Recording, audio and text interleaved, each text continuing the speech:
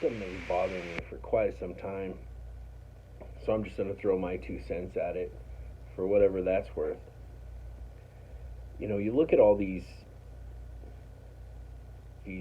gun laws, and it really is confusing. I mean, there's a lot of them, and then you have people that are like, hey man, we need common sense gun laws, and then you got these other people like, hey, Second Amendment, and don't be stepping on our guns, and then you got these people like, well, you just can't have criminals running around with guns, and then you got both sides of this gun debate, are in complete agreement with this, like, well, criminals and crazy people should not run around with guns.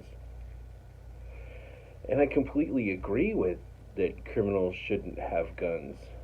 One of my real problems is well, you've passed all these laws that make it illegal for criminals to, of course, buy a gun, get a gun, steal a gun, and then the criminal goes and shoots somebody with a gun. That is also illegal.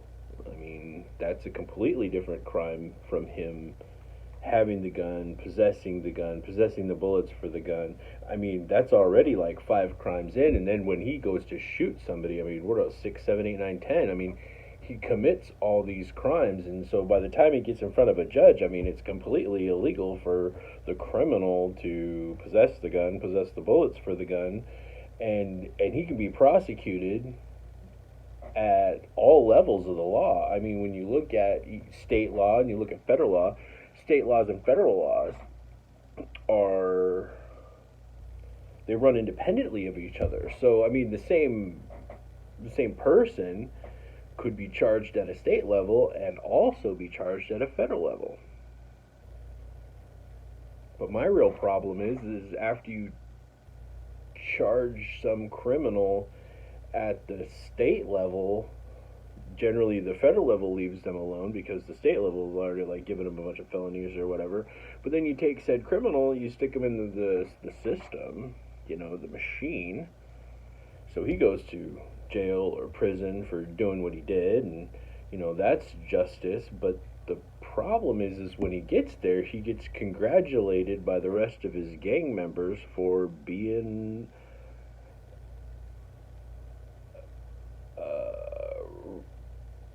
bad ass motherfucker to them.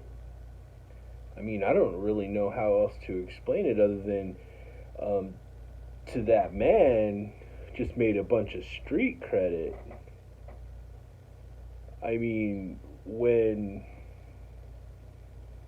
these people who are criminals shoot other people, that looks good to them, to their other friends, gang members, associates, clubs, whatever you want to call it. I don't really care, but that gives them a certain street credit. Now, I mean, there should be gun laws. There should be laws that make sense. You should have to do a background check before you just hand over a gun, and obviously certain people shouldn't have guns, but I think we've already made a bunch of laws and made it illegal to do everything. I think the problem is something completely else, because what happens is these criminals break the law with the guns, and then we start to put more gun laws on the law-abiding citizen, and it doesn't make any sense.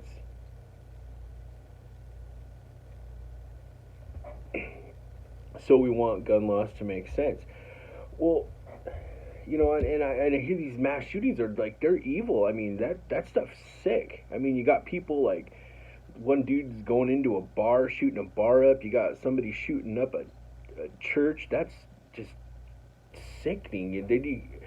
Even around the world, it's sickening. And you got these people that go in and shoot babies at schools, and that stuff is, I don't even have a place to put that kind of information in my brain. Like, that's evil, but you got to think that these people must have thought about that. That's not, socially acceptable to just go shoot up, schools and bars and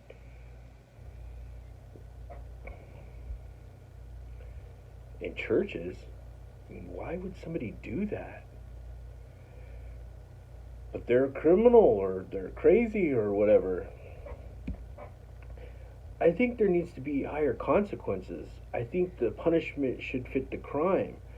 I think that the punishments should be scary. Because right now, America, your punishments for gun crime is not scary to the criminals at all. They're rocking the fat sag in their county blues and their correctional gear like they don't give a flying fuck. And I don't know why would they? We did 3 hots in a cot.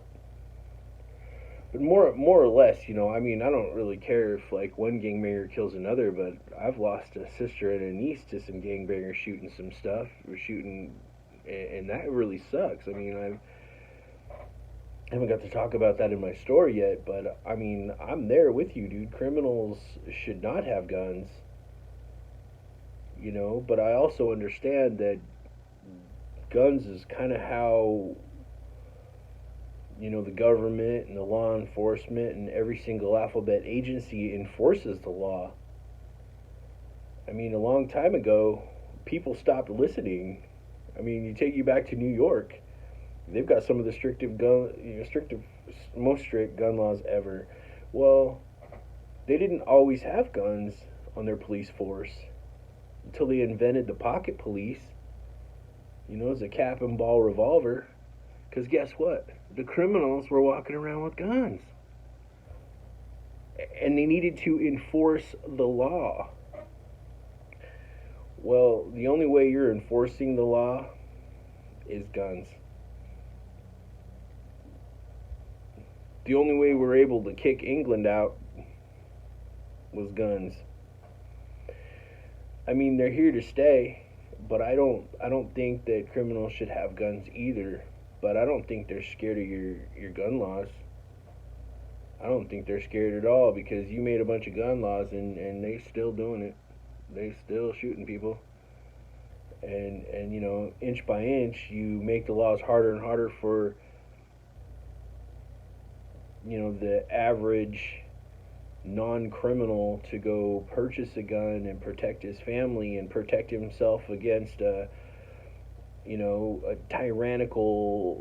potentially a tyrannical government, if that ever comes to pass. I mean, that's what the Second Amendment was for. It wasn't even, from what I understand, even personal protection wasn't even the idea. I think the debate comes up a lot where, okay, like, people need to have guns to defend themselves, defend their family, and yeah, but George Washington wasn't thinking that he needed a gun to defend himself from the criminal that was going to sneak in his window. That's a given. He was going to, he's going to defend himself against that.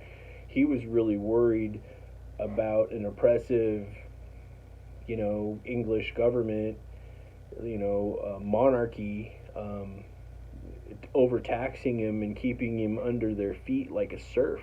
And he didn't want that. And a lot of these other people that signed the Declaration of Independence didn't want to be under somebody else's thumb or under somebody else's foot. And so they loaded their muskets and said, no.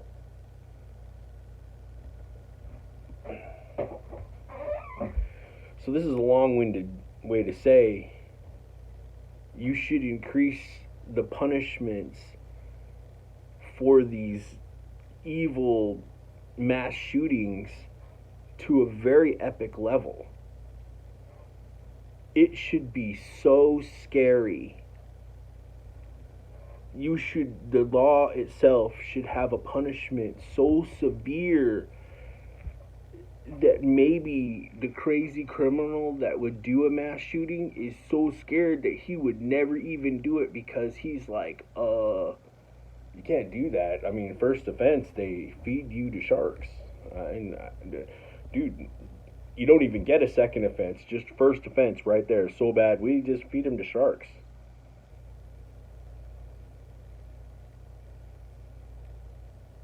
or we get to, you know, hand him over to the Navy SEALs. Like, well, okay, here's the Navy SEALs.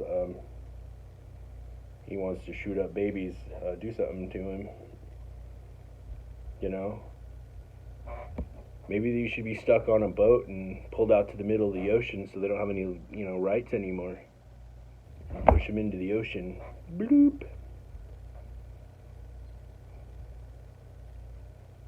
With a big millstone tied around their neck. Look, if he floats, he's a witch.